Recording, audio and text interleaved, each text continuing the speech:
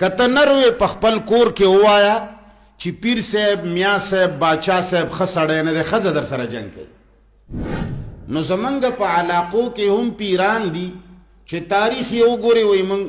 بخارا نه راغلي یو. دا بخارا چې د مسلمانو دپاره کم یو لوی خطرناک اټم بم دی.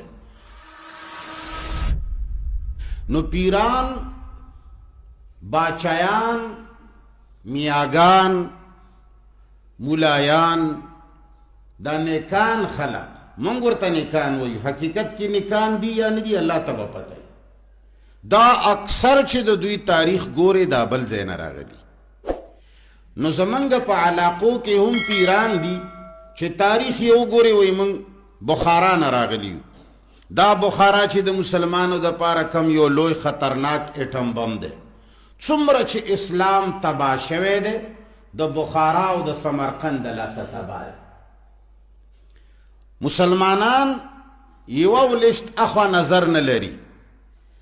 نن سه بخارا او سمرقند د اسلام ملکونه دي، نو دوی وایي چې بس دا اسلامي ملک. دا خو پخوا اسلامي نه و کنه،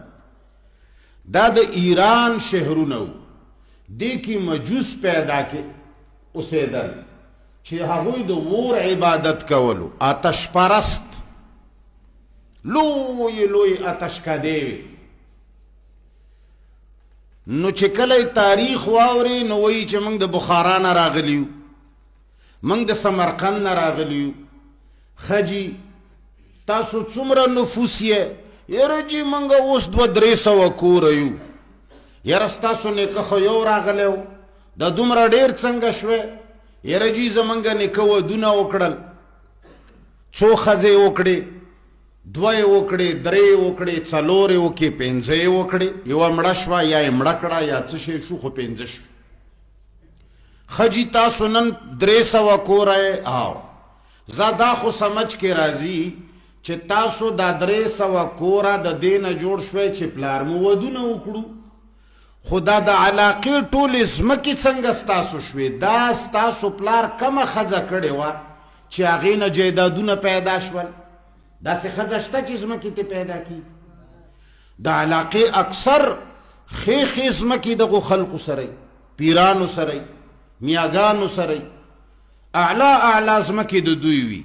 دا د کمې مور نه پیدا دي؟ نه جي، دا خو زمونږ نیکونو اغستې دي. ستا نیکه خو چندې ټولولې، ستا نیکه خو زما زکات و خیرات ته ناستو، ستا خو اوس هم شجره دغه دا چې بل ته لاس تا نیولی دی. ځمکې دې څنګه واغستې؟ دا د قوم او د علاقې مشرانو نه چې ته تپوس وکړې تا ته به پته ولګي چې دا هغوی بندیز یې ښی و چې بی د کم سړي د اسقاط پیسې نه وي، د خیرات پیسې نه وي، جنازه به یې نه کوی. دا ډون و د علاقې چې دوی وویلی چې جنازه به یې نه کوی. چا کولی شوه؟ د علاقې که کم مولا مخکې شوی او د داسې سړي جنازه یې وکړې، نو وروره پیر صاحب به ورباندې فتوا ولګوله چې دا ګمراه شوی دی.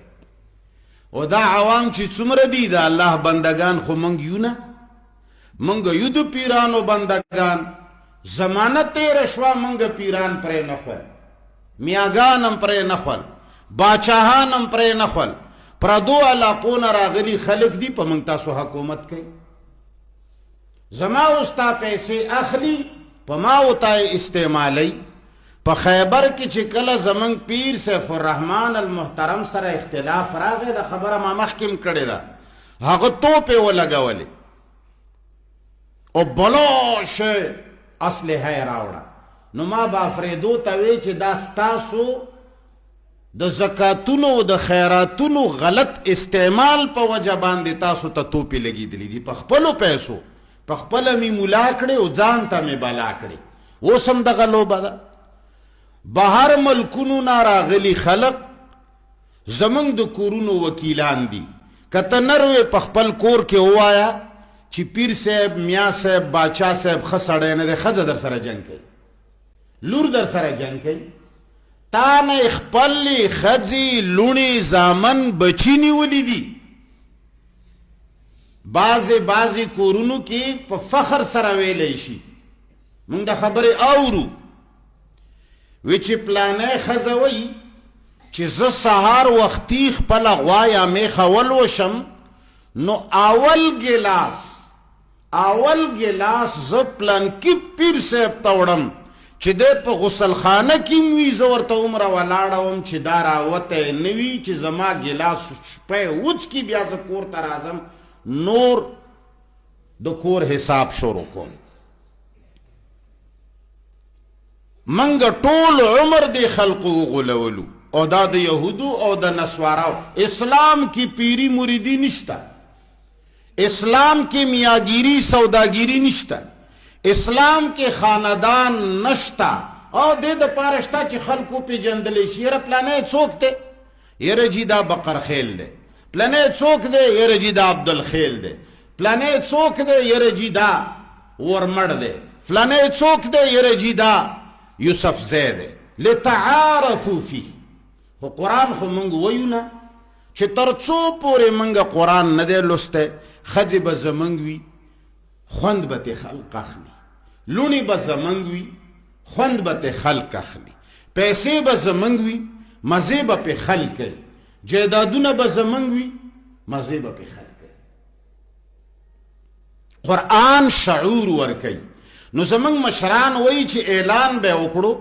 چې جنازه به یې نه کېږي چې د اسقاط پیسې یې نه نو هغې وخت کې دومره خواري وه زما پلار دی الله وبخي زما پلار موږ له خبره کوله چې بچي که تاسو خیال کړی پخوا به چې کله یو دا غلې ملې په یو درم کې خلکو غوبل کولې بیا به چې رشه کله صفا کړه نو د ماشومان به تېرېدل بیا به د رشې والا او د دې غلې والا ورته چې راشه بچو د سیوای والا په به یې ورکوله دې ته خلک چونګې وایي تاسو ورته څه وایي چونګې زمونږ په کورم ایجنسۍ کې ورته غالبا ټوپل وایي الله ښه پوهېږي چې ټوپل ورته وایي که څه ورته وایي خو زمونږ علاقو کې ورته چونګې وایي وی چې مونږ یو 3-4 هلکان روانو په یو ځای کې سړي ریشه بادوله مونږ ته یې وایي چله بچو راشه وی چې نو یو ته یې لمن ډکه کړه بل ته یې لمن ډکه کړه خو چې کله زما نمبر راغی ما ته وی چې لمن ونیسه وي زما د مخې لمن نه وه دومره غربت و زما د مخ لمن نه وه چې ما ورته غوړولې وې شلېدلې وه نو دومره غربت و چې د چا به مړی وشه زمونږ په علاقو او په قومونو کې دغه خلک اوس هم ژوندي دي چې دا قصې کوي نو د هغه به پلار مړ و ورځ نیمه به پې تېره شوه او دی پیرانو ته به پته ولګېده کم سړی به چې په خپله ورغی خو ډېره ښه اخو باسم ګیر و چې کم به خپله ورنه رغی خبر به شو چې د پلانکي خو پلار مړ دی د غربت نه یخی دی حال نه وایي نو بیا به دوی راوغوښتو لاس به یې پې تېر کو بچیه ته دومره خفه یې زه نشته یم ته ماله نشي راتلی